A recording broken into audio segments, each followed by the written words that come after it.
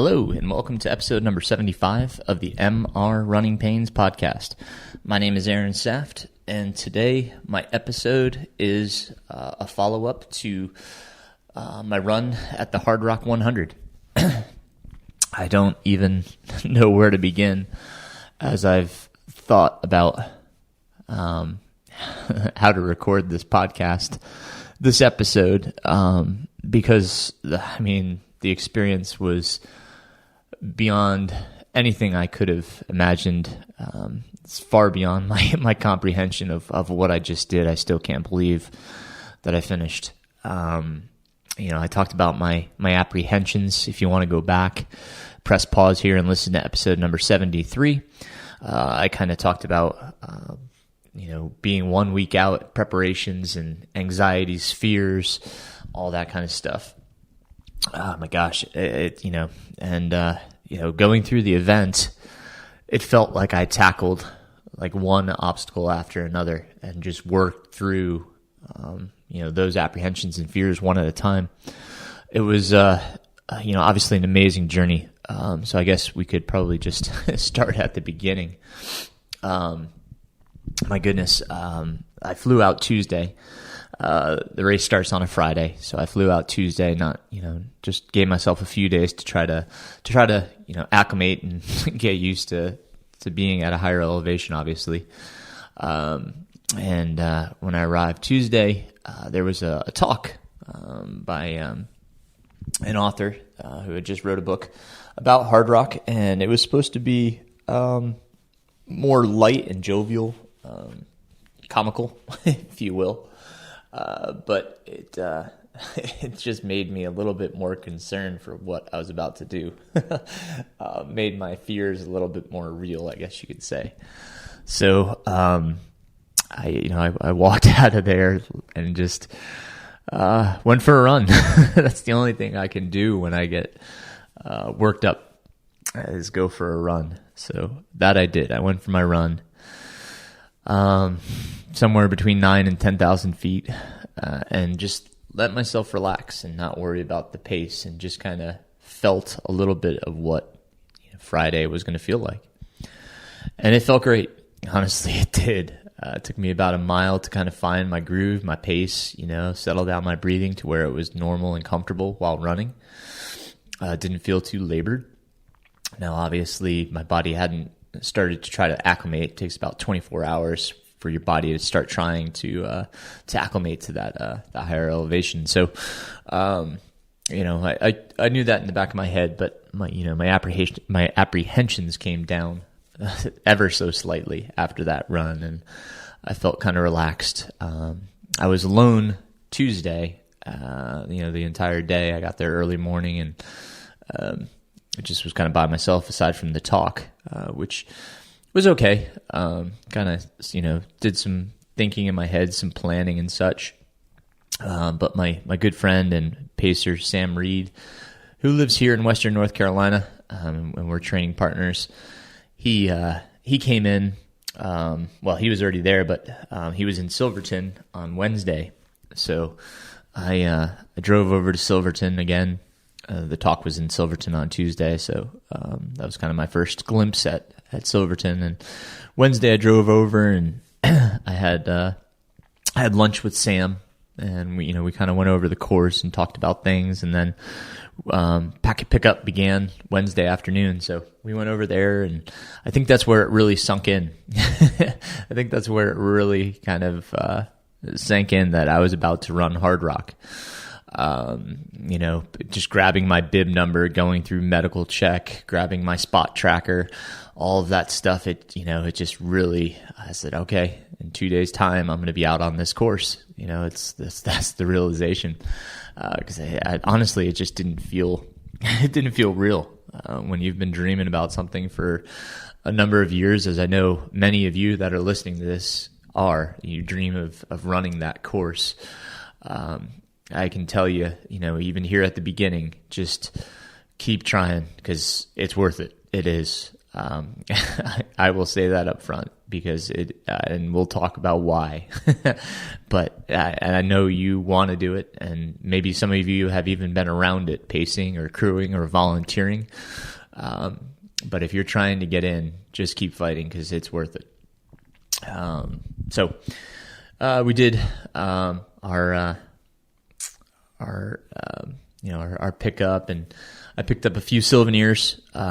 Which, if you think about anything that potentially could ruin a race, or you always think about if you're picking up souvenirs. Well, what if I don't finish? Am I jinxing myself? I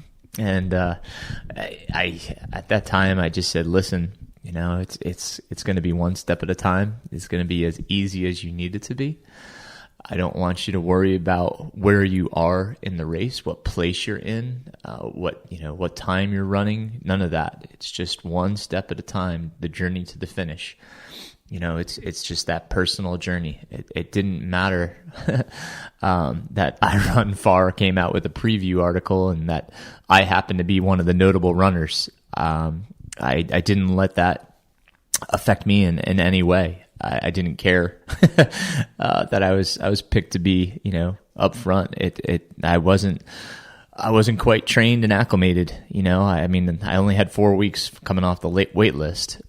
So it wasn't like it was, I had been focusing and training specifically for this for a long time. I had fitness, but I did what I could.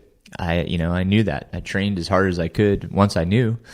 And I was just going to get out there and give it what I had and just stay within myself. So we bought those souvenirs, jinx me or not. I was happy to have them. I would wear them no matter what, because Hardrock is such a cool event. So we came out and decided to go get a run in. We went someplace a little different. Where we stayed in Purgatory was kind of between Durango and Silverton, and there was plenty of trails, and we found this great little loop. Just did a nice, easy shakeout run, the two of us, Sam and I, and then went back to the condo that we had rented and got cleaned up and started organizing a little bit for the event, and then got a text from one of my good friends, Morgan Elliott, and his girlfriend Mercedes. They were going to be arriving in Durango much earlier than we had anticipated. So Sam and I wanted to go get a map of the area. The race suggests a specific map, and you can kind of map out the whole route right on there. So we wanted to hit Durango and find that map. And so we said, well, we'll meet you guys there for dinner. We got to come anyway. We're going to grab a map, and that way you can have some dinner, relax, hang out. And so we headed over to Durango and did just that. We walked into a bookstore, and right there, as soon as we walked in, there was the map. So we grabbed it and then went next door and had a great meal and hang out. And Morgan and Mercedes came, and we were just chilling and relaxing and joking around. It was great to see them. It just really put me more at ease. I just had my wife coming in the next day on Thursday. She was supposed to get in early morning on Thursday. So once she was there, everybody would be complete and everything would be good. So we went back to the condo and settled in. Everybody, relaxed a little bit, and then we just waited till Thursday. I awoke to a text from my wife that she had missed her flight. Bless her. But I told her, I said, listen, I'm not stressing about, anything you're going to get here. Like she was going to get in much later than obviously we anticipated. It was going to be more like midnight when she got in. So I said, we'll take care of things here. We'll keep you posted as to, what we find out. Cause, Thursday was the day we met, they had the pre-race meeting. So, I said, it's going to be okay. We're not going to stress, relax. It'll all work out. I didn't, obviously, on Thursday need to stress out about anything with the race starting Friday morning at 6 a.m. So we had a good day. We went to the pre-race meeting and listened to everything that was going on. Some slight changes and detours, and we heard from all the folks that have run Hardrock multiple times, and gave our adulations to those that had done so much before us. And then, we kind of chilled out in Silverton for a little bit, went back to the condo, got my bags and everything ready for the next day so that everything was in place, gathered everything to bring out to the car. I had bought this really cool little Coleman cooler. It plugs into the car, into the power outlet of the car, and you don't need ice. It refrigerates itself. That was pretty cool. I just found it in Walmart when I was shopping for food for the race. We were getting everything together. I rented a Jeep. I rented a midsize SUV. They gave me a Jeep Compass Trailhawk Edition 4x4. So, we had a good vehicle to get around the course. We had to go to Durango and drop that Jeep off for my wife for when she got in, because obviously right around midnight, I wanted to be in bed sleeping. So we went over there and dropped that off and had dinner and came back, made sure we had everything ready for the morning. She ended up getting in, and she couldn't find the condo. It was quite difficult to find. So, I flipped on my watch because I realized she hadn't come in yet. And it was about 1:30 in the morning. And so I texted her. I said, "Are you okay?" And she says, "I'm outside. I can't find it." So I went out and found her and got her inside. And, definitely made me a little bit more sleepy because, my mind was whirling as soon as I laid down again. But, we had an early wake up with the 6 a.m. start. We had to check in Silverton. You had to check in or else you didn't start the race. So we went in and we got there for about 5 a.m. and I got checked in and got myself together, made sure I had everything packed, and gave everybody big hugs. It was so good to see some old friends. I saw so many people that, just come out to the event just to support it. Again, as, spectators, volunteers, it's just that, people want to be a part of that and be a part of that, that family. It's so cool. Said hello to a bunch of folks. Got myself on the starting line next to my friend Johnny Clemens. Johnny's from Tennessee, great runner, and it was great to see him and line up with him. And we're standing behind all of the big names, Sabrina Stanley and Courtney DeWalter and Francois Dehane and Dylan Bowman, all these guys that did amazing. And so got my GoPro out. I saw Jamil Curry standing next to me with his GoPro, and took a moment just to thank Lord for being there. I couldn't believe I had that opportunity. So, talk about gear for a second. I went with Exoskin, kind of their base layer short tights. They were phenomenal. Really comfortable, lightweight, never felt hot in them. I wore a linerless rabbit short.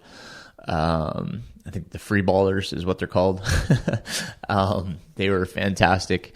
Wore my Columbia Omni-Freeze shirt. It has a cooling property in it when you sweat. And I had a Solomon kind of desert caped hat that I wore to keep the sun off my neck, and some buff UV arm sleeves to protect my arms. I wore the Exoskin Exo Toes as my socks, the crew length, so they came up nice and high. Altra gave us these awesome gaiters. They're screened with the Hardrock logo.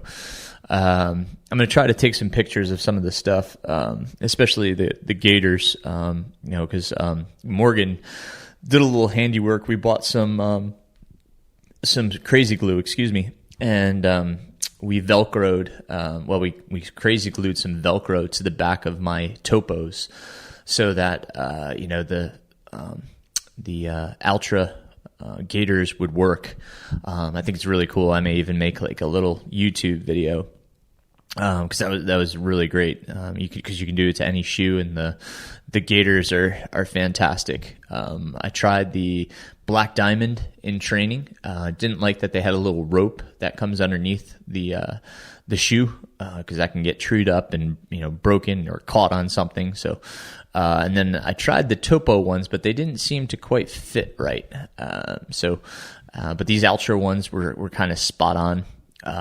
With that modification to my Topos, just kind of gluing on that Velcro piece, worked out extremely well. Kept the debris really out of my shoe, which was fantastic. So, kudos to Morgan. Thanks for that little trick. That was awesome. What else? So I had my Black Diamond poles, the Distance C, the carbon poles. Those are my favorites. Also had the Black Diamond. They're basically like a half glove that they sell for trekking. Really lightweight, but they kind of protect your hands. I did get 2 blisters on my thumbs because I was really gripping them. Morgan was showing me, in race. He's like, "No, don't grip the pole here. Do it this way." Which again, should make another video for that because I did not know. But super cool. And I was wearing my Solomon Advanced Skin 15. It was perfect. I carried all the gear I needed, rain jacket, rain pants, base layer, I had like a little wool cap and some extra gloves just in case. Didn't want to get cold up there, when we got up higher. So it was fantastic. Nutrition, I was carrying a mix of different gels. I had Spring. I used the Canterbury and the Awesome Sauce. And let's see, goo. I used 2 different Roctane flavors, and then I had Huma. I was using the Huma gels, and also the new goo liquid energy. The lemonade went down really well, so really liked that flavor. That worked really well, especially when I was getting a little bit parched or had a bar. I was eating the Z bars, the kids' Cliff bars. They were fantastic. So had a few of those, and Snickers bars. Those were kind of my main fueling. And then some food at the aid stations, of course. But I'll talk about some of the things I did when I got into the aid stations and such. But so loaded down, ready to go. The first segment, would be 9 miles to my crew. And so we counted down, and off we went, GoPro in hand. Watching it later, I filmed a bunch of feet. Definitely not a professional GoPro cameraman, but all good. So we took off down through Silverton, and I watched as the front runners just took off hammering. And I just stayed back and kind of found my groove, found my pace, and just kept moving. And we got up into off the main road and into the trail, and kind of into a Congo line. So we started going uphill, and of course, as you start going uphill, you just start hiking. Didn't want to let that heart rate go up, so started hiking early. And that Congo line just went up until it finally opened up into more of like a Jeep road. And we kept climbing. If you look at the aid station chart, we were going in the counterclockwise direction. So to the first aid station, there's 3,840 feet of climbing, and you descend for 2,770 feet in 9.3 miles. So we climbed. I was just kind of with people, and like I said, we got out into a Jeep road, and it opened up, and then was able to kind of move and get out of the Congo line. was running with another gentleman, and I guess we took our eyes off the prize for a second because we went the wrong way, and then we heard people way above us yelling, "You went the wrong way!" So, and then we were looking around like, us, and of course it was us because they were above us on the course. So, thankfully 2 runners kind of came to our rescue and was like, "Hey, it's this way." So we went back. We didn't get too far off course, which was good. I mean, it would have dead ended and we would have realized our folly and, had to go back anyway. But, we saved a little bit of time and went back and got back on course. Doing that though, put us back in the Congo line, which was good, actually. We were going really high at that time.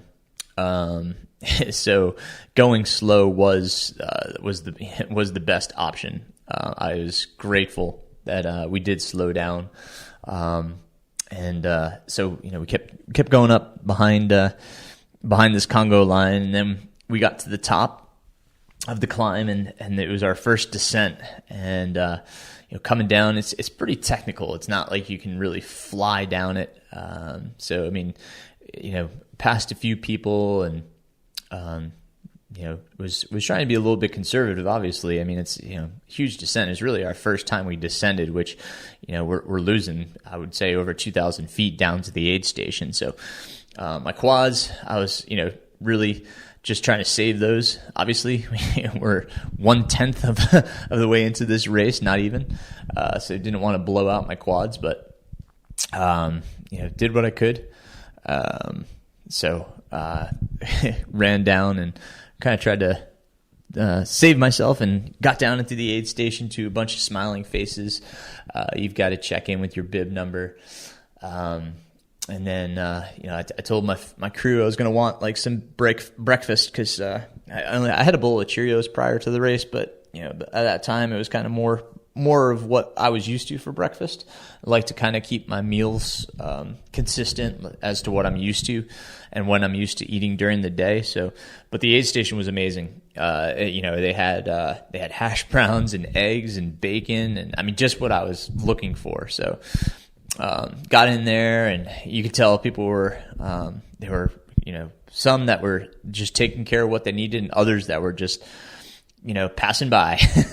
So, I was one of the ones that kind of, took care of what I needed. I knew just it was too early to kind of press through. So, I just relaxed, and grabbed what I needed and then headed back out, which was great. Having my breakfast and taking care of my needs, I felt pretty good. Crew was really good about telling me, what lie ahead. And, if you look at the elevation profile, it's pretty easy to see where they picked their aid stations. Aside from Kroger's Canteen, that's one of the more famous ones because it's it's up high at Virginia's Pass. The others, it's basically you do a climb, descend, and then there's your aid station. Then you would do a climb, descend, then there's your aid station. So coming out of that one, we had a really big climb, that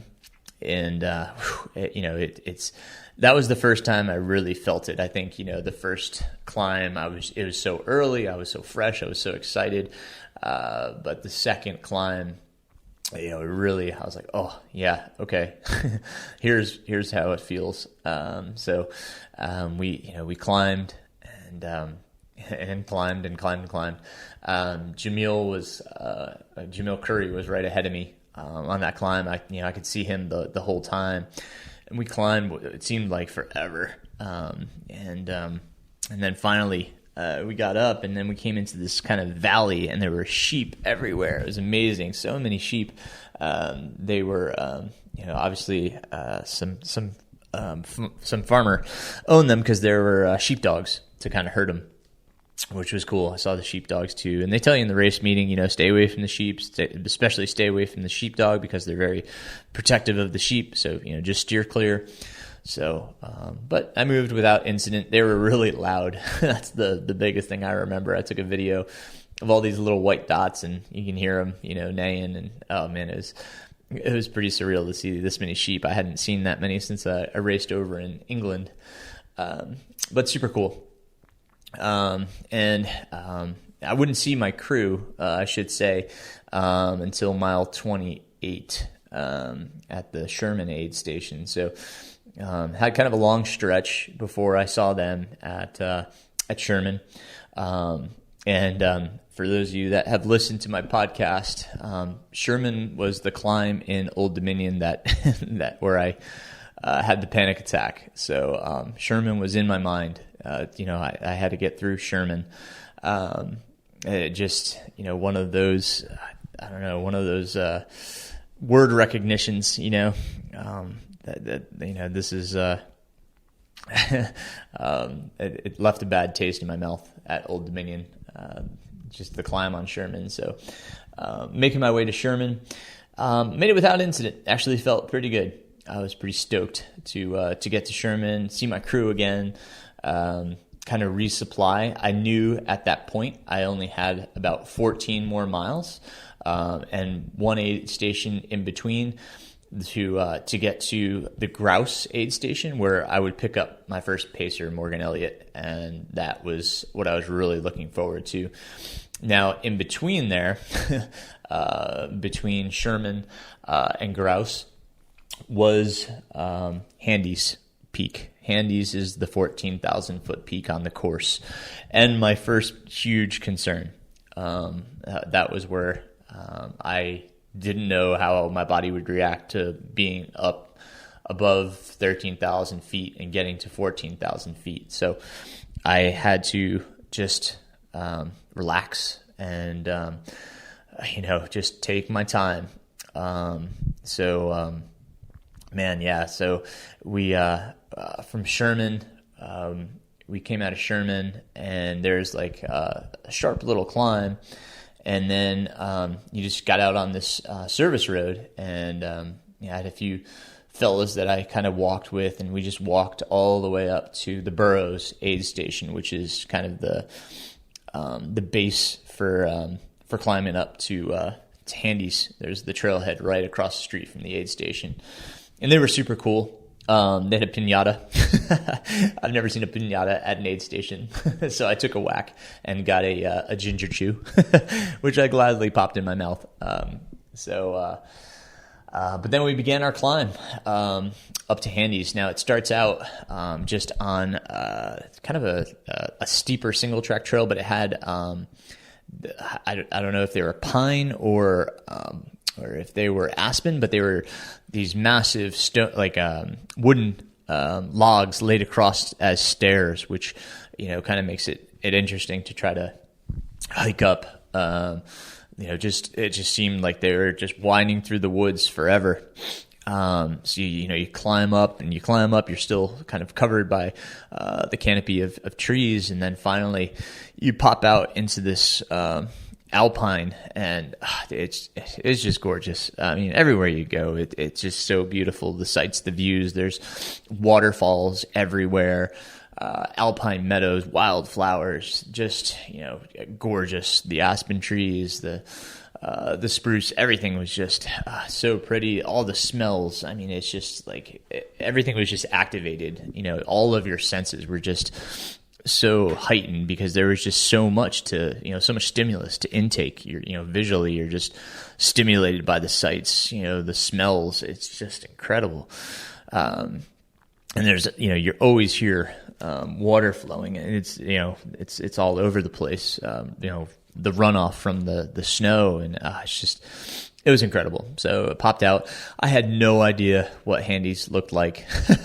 So I had no idea which peak I was about to start going until we finally came around this corner and saw where the trail was going. There's a kind of a sparse line of runners, if you will, so you can kind of look up and see where you're going and what you're about to do and what you're about to tackle. So we began our climb, and I was by myself. We pass runners, be passed by runners. Nobody was running. Obviously, we're all hiking, but digging in your pole and moving up this climb ever so slowly. Some were more efficient, and some were just doing what they needed to do, like myself, and just going as slow as they needed to go to make sure that their heart rate didn't get too high and that they weren't breathing too hard. A few times I could start to feel my heart start to race. I would just stop, relax, breathe, wait for it to slow down, and then I'd start again, hiking real slowly. It was a process. It really was, to listen to your body and make sure you're not pushing it too hard. Unfortunately, I came upon my buddy, Johnny Clemens. He was just having really hard time. His stomach was really upset. And I wanted to stay with him, but he wouldn't have it. So he sent me on, and then, as I continued the climb up to the summit of Handies, I saw Michael Wardian, who, he was having a tough go. I said, but man, this is the high point. Everything else is going to be lower than this. You got this. And sure enough, Michael, he came by me later on. I'll talk about that. But, I got up to the top of Handies. It was raining sideways. The wind was just blowing it across us. You could watch the fog just whip across the mountain. But you still had great views. Took a video up there and took some pictures. And then decided it was really time for me to get down, because I did feel a headache. I could really feel my head starting to kind of not throb or pound, but it was starting to get a little bit of pain. So decided best to kind of get my butt down, because when I got down that mountain, I would be a grouse, and I would be picking up Morgan and having a pacer all the way to the finish. So I started moving down the mountain. Quads were a little bit tight, I'll be honest, at the top, and it was steep coming down. A bit of scree, not too bad. Footing was okay, but man, what a long descent that was. Absolutely beautiful. Most of it was above alpine because we were so high. So just kept running down, and oh man, just enjoying the sights. Again, taking some pictures, just really enjoying, that movement all the way down. Got about maybe a mile or so from the aid station, and I saw Mercedes, and she's like, yeah, you've got about a mile. You're doing great. She had just kind of come up to get a little run in. And they had told her not to run with me because, it could get me disqualified. So she just, they had a walkie-talkie, so she, radioed down to my crew that I was about a mile out and coming down.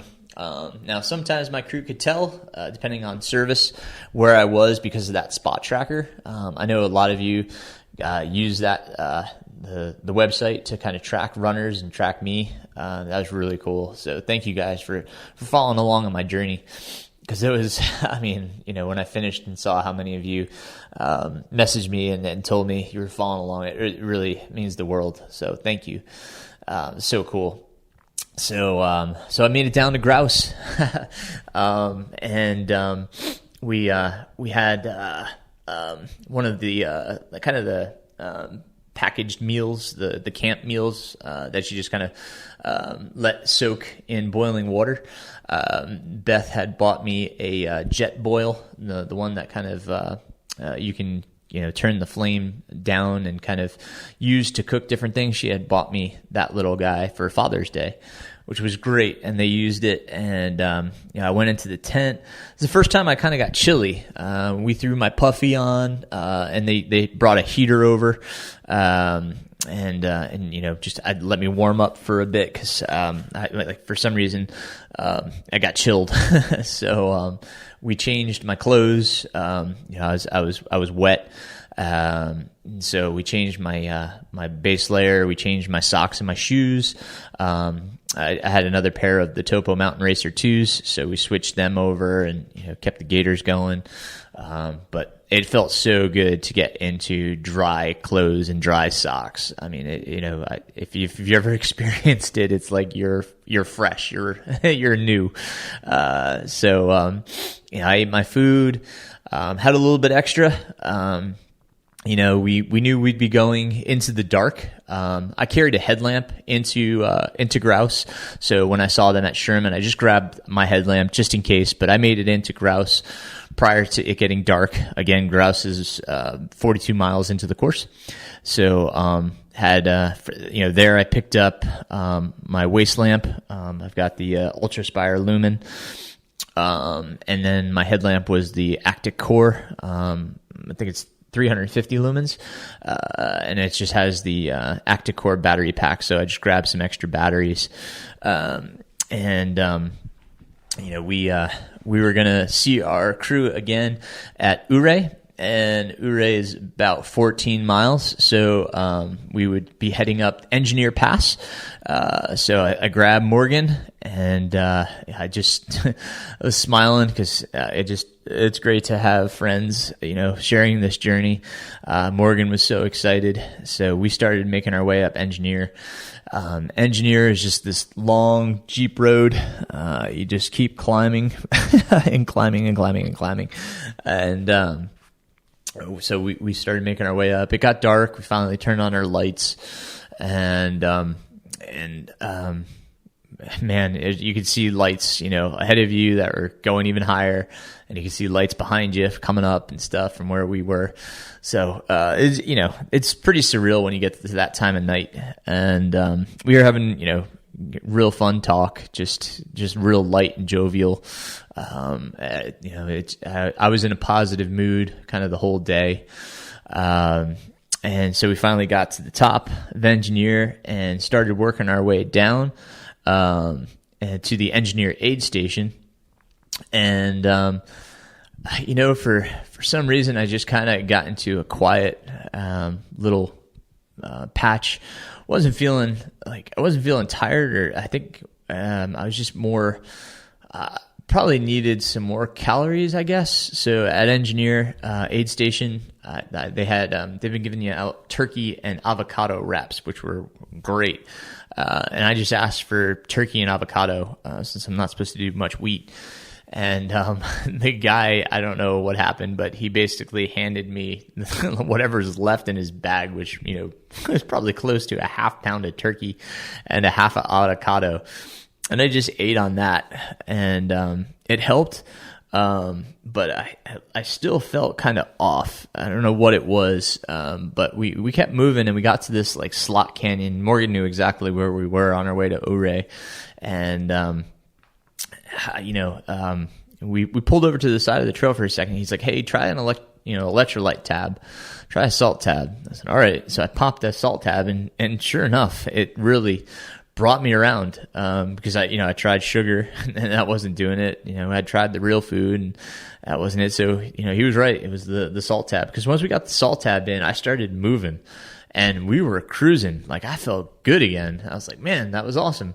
So, we just had to keep problem solving. I'm glad I had him there. And I told him they're going to have to help me because I'm going to be tired and I need you to help me problem solve and help me make better decisions. So, thank God for Morgan. Then that told me, take that electrolyte. I did. And so we started moving again real well, started actually running and moving right down to Ouray. And he's like, dude, you're flying. Like, make sure you're not blowing out your quads. And I was like, no, I'm okay. Because I was lifting my legs. I was in good running mode. So we got into Ouray, but I said, hey, it's kind of around midnight now. I probably should just like try to take a little nap here. And Ouray is the lowest point on the course. So tried to lay down and take a nap. But there's just so much going on at the aid station, with runners coming in and out and, people talking, and it was really hard to sleep. So I really didn't, I may have kind of closed my eyes for a few minutes, but I don't think I really fell asleep. So, I got up and I was like, all right, let's keep moving. We had a 8-mile dirt road climb to the Governor's Aid Station. And so the climb to Governor's Aid Station is 3,148 feet. You lose 48. So, a gain of 3,148 and a loss of 48. So we started going up. and there was these stairs, and it went through this kind of rock tunnel. And then you finally get up to the road, and we started going up the road. And I was like, Morgan, I didn't get any sleep. I really need to sleep. So we pulled over to the side of the road and tried to take a dirt nap on the side of the road. But again, there was cars, there was people. Even at that time of night, obviously it was runners from the race, but it couldn't really sleep on the side of the road there. So we got up and kept moving, and I thought I was going to be okay. I felt a little fresher, but I got a few miles down the road, and I was falling asleep walking. So I said, Morgan, I can't keep moving. This is futile. I'm like falling asleep on my feet here. And he's like, all right, we saw a trailhead, so we took out our emergency blankets and kind of wrapped ourselves in our emergency blankets and just took another dirt nap. And actually, I slept really well. We were off the road, didn't have to worry about cars, didn't have to worry about people. It was a lot more quiet, and I actually slept, and I felt so much better. We got about a half hour at that trailhead, and got up. Was a little bit chilled when we got up, but the emergency blanket for the most part kind of kept me warm while I slept. And then we kept moving, and he was playing some music, try to get me moving. We threw on some ska music, which definitely helped, and I ate a Snickers, which kind of it pepped me up. So we made our way into Governor Aid Station. We were running a little bit more now, and we took a bathroom break there, and sat down in the chair, waiting for Morgan to kind of get stuff together, and I fell asleep. It wasn't planned. And Morgan's like, you didn't tell me you were going to fall back asleep, and I didn't mean to. It just kind of happened. I have a great picture of me. Morgan took a great picture of me passed out in the aid station chair. And then I woke up and I was like, whoa, and I felt great. And dawn was coming, and that's the difference maker. Once you hit dawn, it was so much better. So, we grabbed everything we needed, because, oh my gosh, the next one was the hike up to Kroger's Canteen. And that was my second concern. The first being, getting up and over Handy's Peak, the 14,000 foot peak. That was my first concern. The next one was going to be getting up to Kroger's Canteen, or Virginia's Pass. It was, I knew they had scree field that we had to go through. I didn't know we had 3 scree fields that we had to get through to get up there. So, the road up was great. I felt so much more awake now that daylight had kind of, come in. It was fantastic. We were moving well, and then we got to the first scree field, and Morgan's like, it's one step at a time. Dig your poles in, push your weight forward, dig your feet in. And the problem is, with the rain, it just made it exponentially worse. Your foot would sink in and slide back if you didn't have a good grip. So we made our way up the first scree field. And again, at that point, I didn't realize that I would have 2 more. So when I got up to the next, climb and saw there was another scree field, I said, oh my gosh, this is, it was taxing for sure. I mean, you're getting up at, the 13,000 foot range again, and, just trying to exert yourself this much, it was just really taxing. But we made our way. I had forgot that, my good friend Canyon and his brother Forrest were going to be up there. And so we saw Joe Grant, kind of, and then I looked over and I saw Canyon, and I was like, oh my gosh, my anxieties and everything again just kind of melted away, just seeing that friendly face.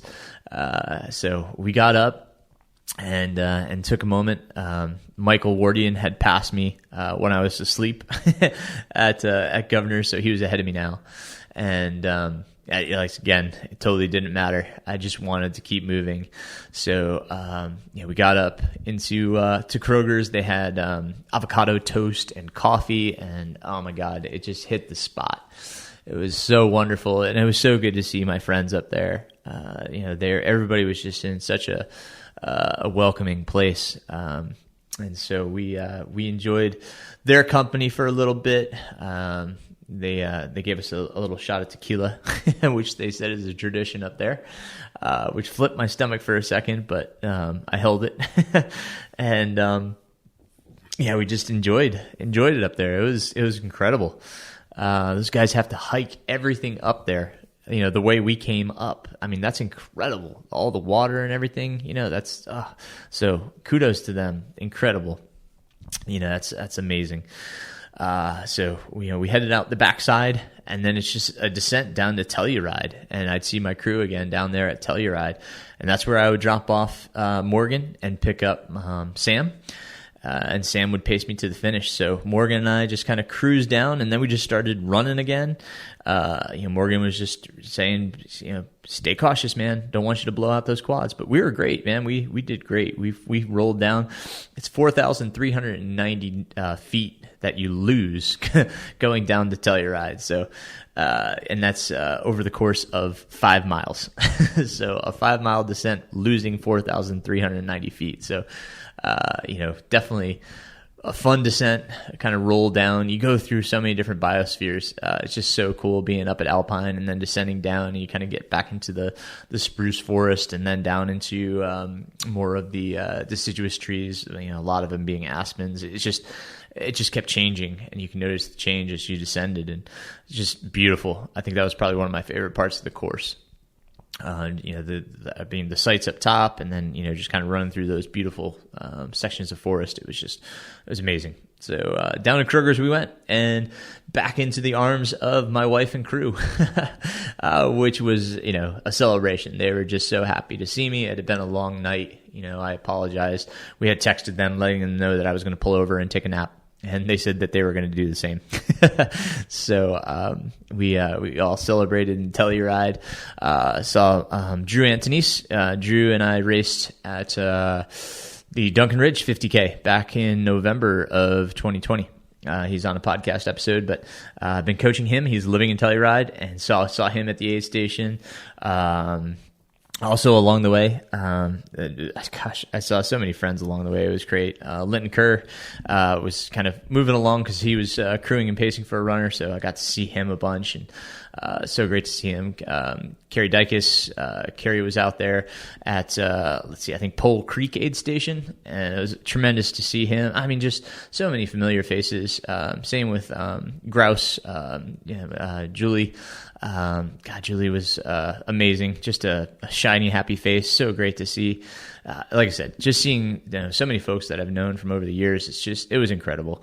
You know, and same thing at Telluride. Telluride was wonderful. You know, sun was shining. I was feeling good. Changed back into my kind of day clothes. Got my new short sleeve back on. Put my arm sleeves back on and my caped hat. Got some sunblock and reloaded my food because we were gonna see them again. Not till that's not true. They were going to see them at the next aid station at Chapman, which was 9 miles away. But 9 miles with a 4,500 foot gain, and 3,000 foot descent. So, yeah, Chapman was, that was actually, man, so much happened in that short section. It was incredible.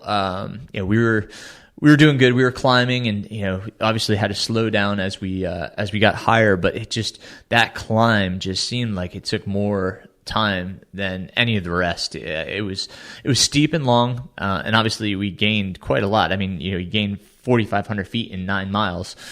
It's just, man, it was just a lot of climbing, but we finally got up to the peak, and you know, it dipped down. But you kind of did a U because you came back up onto the ridge just further down. But we had to go through a snowfield, and you know, it's the first time going through the snow, and I was just being real cautious, just kind of keeping my poles in. And then all of a sudden I heard a snap, and I looked down at my poles, and it wasn't mine. I looked back at Sam, and he had snapped one of his poles, and I was like, "Oh man, I'm sorry." But yeah, you know, he was okay, and we got up to the ridge again, and we had been watching a storm kind of rolling in on us, and it was definitely a lightning and thunderstorm in which we needed to get off and not be as exposed. So when we got up to the ridge, we just started running. And when you have motivation like that to kind of get out of a lightning storm, it doesn't matter how your body feels, you can run. So we were running, we were moving down fast, and again he was throwing caution to me. He's like, "Hey man, like just be careful. We still got a lot of miles left to go," because we had not gotten down to mile 82 yet. We were kind of probably more like 78 at that point, but we ran into Chapman. And saw my crew. That would be the last time I would see them until the finish. So we just loaded my pack up. I grabbed my 2-liter bladder. I'd been carrying mostly a 1.5 liter bladder, but we threw in the 2-liter bladder, and then just a ton of calories. And Morgan and Sam had been really good about reminding me, are you eating? Are you drinking? And I gave them instructions like, every 20, 25 minutes, make sure I'm taking in some calories, make sure I'm drinking. And, they stayed on top of it. They were really good about making sure I just stayed consistent with the calorie intake. So, that was great. And it was amazing that I was still, putting them down. They say 25 minutes. And, especially if I had like a meal like I did, kind of at Chapman, I had, just some bacon and eggs. But we get to like 30 minutes and they're like, "Can you eat?" I was like, "Let's just wait 10 more minutes." And then 10 more minutes, I was able to kind of pop a gel. We got out of Chapman, had another climb, not quite 3,000 feet, but close, of gain, and then a nice descent again, into, the KT aid station. Thankfully it went, without, incident. And then, we had our push to the final aid station.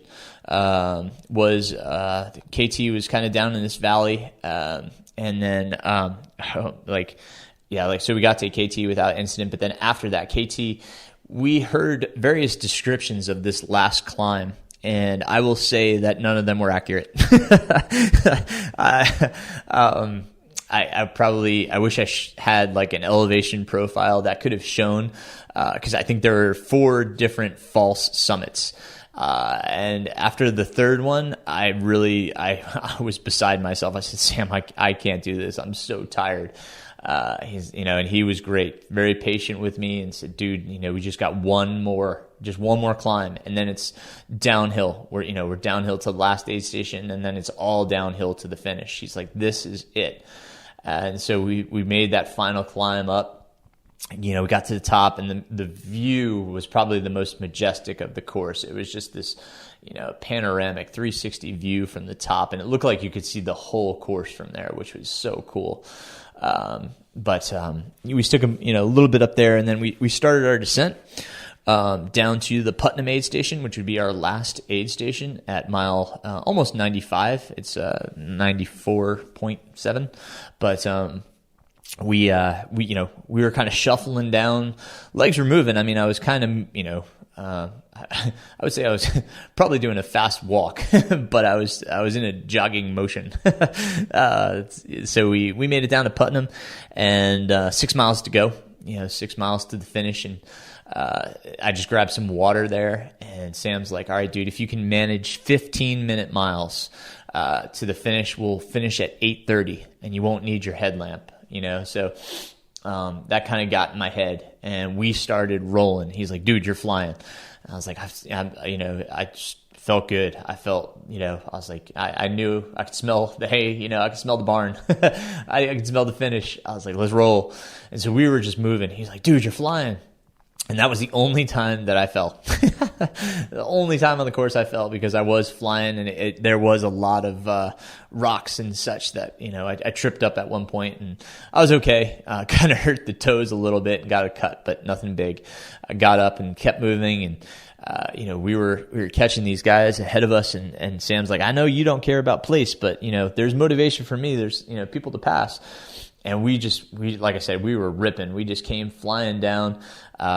Pace was getting faster and faster. We were well under the 15-minute pace. I think we were more towards the 12-minute at that point. And then finally it just got to where it was like super runnable, and I just like took off, and we passed the gentleman that was running for the Colorado Rocky Mountain Runners, I think they call themselves. Those guys did great out there. It wasn't my intention. I just was trying to get to the finish. So we ran past them, encouraged them, and just kept running. We knew that we had a river crossing about 2 miles from the finish. We got to that, just kind of plowed through it. There's a rope across it, just made across as fast as we could, got out, and then there was supposed to be like 2 little climbs. The first wasn't too bad. We just kind of hiked up that, and then it got flattened out again, and we were running really well. Hit the second one, just made sure it wasn't too steep. Hiked up a little bit, started running again, and then it was a nice little downhill. Kind of got onto like this almost like a dirt greenway, and we were just rolling. And then we popped out on the road, saw that it turned up to the left, and there was like a dirt road that we were basically going to take us back into town, the backside of town, and we just saw a line of people, and Sam's like, "You okay?" And I'm like, "Yeah, I'm fine. Let's go." And so I started running again, and Sam's like, "Dude, you're flying." And we just kept running and picking up people, and we got up, and I could see the flags that turned down that would bring us down to town, and I just hammered down. We saw Lee Connor, who's a good friend from Ohio. She was out there. She was unfortunately the first person on the wait list and did not get in. So, but Lee, keep trying. I know you'll get in. Man. So saw them, and we took a left, and then I could see the gymnasium. We just had to go around the corner to the finish. If you look on my Facebook and Instagram pages, you'll see the video of the finish. Oh my God, the emotion that I felt. We had gotten a bit teary-eyed, both Sam and I, prior to that point. But the amount of sheer joy, happiness, elation, love, all of it. I get choked up right now just thinking about it. But it was cool just making the corner. You'll see me give a side 5 to Billy Yang. It's just surreal to see these ultra runners that you read about all the time, out there cheering, being a part of this. When I saw the rock, I let my emotions go, and I just was I was a lunatic. Check out the video; you'll feel it. It was an amazing moment, to get in there, to kiss that rock, to hug my pacers, my wife, high five friends, high five, others that had finished already, and to receive, my finisher's medal from Dale Garland, the race director, who I admire greatly, and I've learned a ton from just doing this event that I will bring back to Hellbender. To him, to his staff, to the volunteers, to everybody that was a part of that event. Amazing, just an amazing job. Incredible. What an experience. What a course. I sent a message to Dale, and I said this in one of my posts that, the Hardrock 100, it humbles the body, but it beautifies the soul. It really does. You come out of that amazed by what the human body can sustain, and how beautiful the soul is, how much you can enjoy your surroundings, your environment, the people around you. I sincerely hope, even if you don't want to run Hardrock, that you can go check out the San Juans and just take a piece of it with you, just those mental images, and surround yourself with the sounds and the sights and the smells. It's unique. It's amazing. I can't believe that I finished, with that much gain, staying at that high of an elevation for that long, just, it just brings so much to the surface. I can't begin to express my gratitude to, obviously my wife for letting me do this crazy stuff, to my pacers, Morgan and Sam, who are incredible and I probably couldn't have done it without you. And to Mercedes for, oh my God, you were the glue. You're always positive. And I really love you guys, and I thank you. And to you guys that are listening, thanks for sharing this journey with me. It's not the last one, I hope. But one more buckle into the collection, and it's a special one. So thank you guys for listening. We'll catch up more on everything else next time. I think that's enough for this episode. I enjoyed this immensely. Thank you for letting me expound and get this off of my chest. It's great to put this out in audio and kind of reflect a little bit. I hope you enjoyed this, and thank you again for all of your kind words, for all of your support. And until next time, my friends, keep running.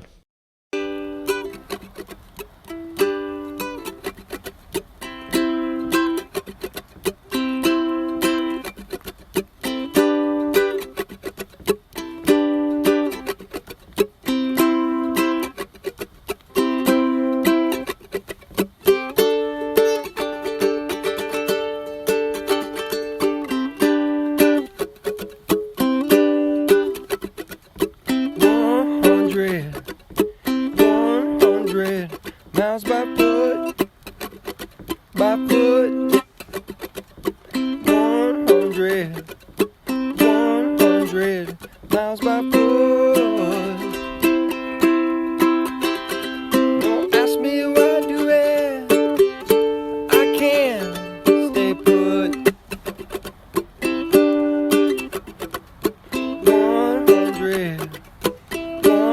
100 miles to go.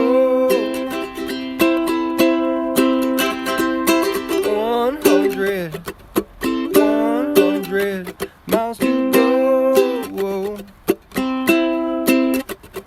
Don't ask me why I do it, I really don't know. Rain is coming, rain is coming. Can't give a shit, Rain is coming, can't give a shit.